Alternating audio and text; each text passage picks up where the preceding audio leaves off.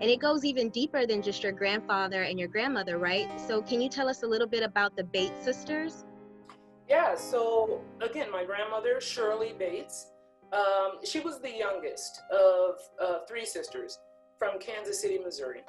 And my grandmother said she was a gifted dancer from an early age, and she taught her older sisters how to dance. That's what she said.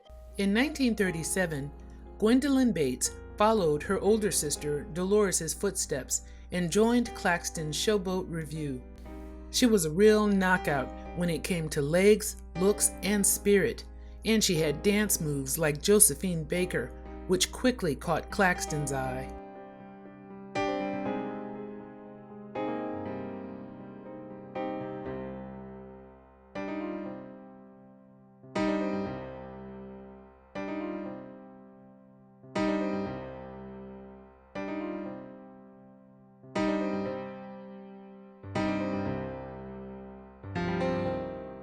By the end of the season, Leon and Gwendolyn were married while on tour in Saskatoon, making headlines as the top attraction on Claxton's show. Gwen was living every showgirl's dream to be the lead dancer, star of the show, and married to a wealthy showman. In 1938, the Claxtons made the move from Chicago to Tampa, Florida, where Royal American Shows was headquartered. I think another question that I have, and this kind of blew me away. Let me see if I can find the quote. If I can't, I'll just remember it because I don't want to. Oh, here it is. Gwendolyn Bates Claxton says, oh, what did she say? I'm just going to shorten it. One year at the Minnesota State Fair, we gave 28 shows in one day. Is that normal? Isn't that crazy? Yes. I'm tired after. I do 2 acts, okay? And I'm tired. And if I have another gig after that, then do I get a crown? Right. Yeah, no, it's true. 28 shows. I read a couple of interviews with some of the past dancers who said it was just a lot of work. It was just, it was a lot of work. And some of them just decided, hey, I'm going to the nightclub. I can't do the outdoor show world anymore. Outdoor show business definitely had its drawbacks. But despite the occasional severe cold, rainstorms, tornadoes, extreme heat, railway problems, train wrecks, polio, and intestinal flu epidemics, the carnival business was booming. But there was no greater or worse impact on the carnival industry than World War II, the deadliest war in U.S. history.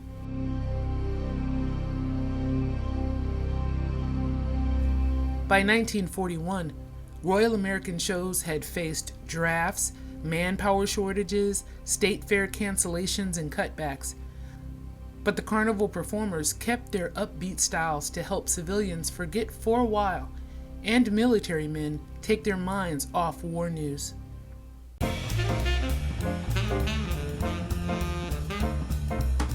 Even Claxton employed more than 60 entertainers for his Hip Cats show that featured a group of pretentiously dressed colored entertainers and musicians who played popular bebop songs by Dizzy Gillespie so good you thought you were listening to Dizzy himself.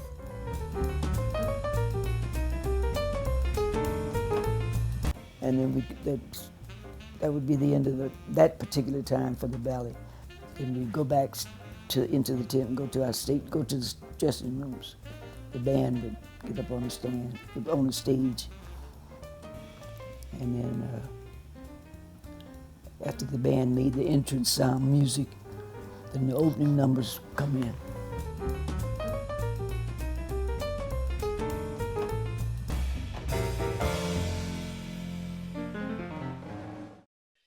This is the chorus line in the 1940s. I say early 1940s. Like, that's my aunt right there. I think that's my grandmother right there. Could the chorus lines be even bigger than that? Because that's a lot of people. I mean, nowadays you get a cast of 8 to 10, and it's like, whoa. Yeah, no, I think his total cast was about 40, 50 troopers. Wow. Yeah, and everybody got paid, and everybody got paid. Everybody got paid. There's a picture of your grandma in here, and I thought it was so funny. There's a picture of your grandma in here, and she is with a cow. Yes.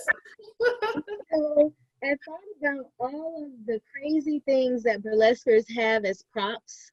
And so I have to ask, what's the background on this picture, and does your grandmother have any stories about any crazy props that she used? I have a lot of pictures with performers, posing with animals because animals were big on the carnival show. No real story behind the cow photo. The cows were there, so the cows were used. I think that's the lesson for showgirls these days, because a lot of us are stuck in our houses, and we're trying to figure out how to make the world our stage, so to speak. So I think that's very inspiring. If any of you performers out there are near any cows, it's entertaining. It's entertainment. So I thought that was really interesting as well. We had a Cuban group on the show one time, Royal America.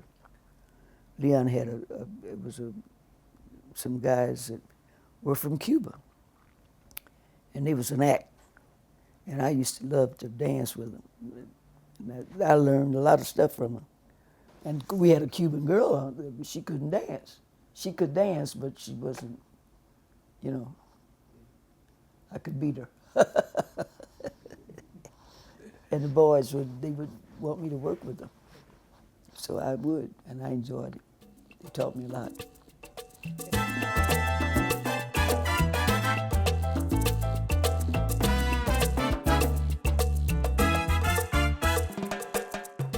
You got to remember that the United States had not had any trouble from Cuba.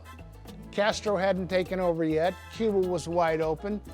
And certainly it was a very popular spot. And it was very accessible from Tampa, both by boat and by airplane. People would tell me stories like they were having a party and they said, "Oh, let's all go to Cuba." And they went over to the airport and got on a plane and went to Cuba and partied the rest of the night in Havana. So it was just that kind of very open and very easy access play area. And they had all of these casinos and all of this talent. And Leon went over there and cherry-picked the talent out of the casinos. They all had stage performances and,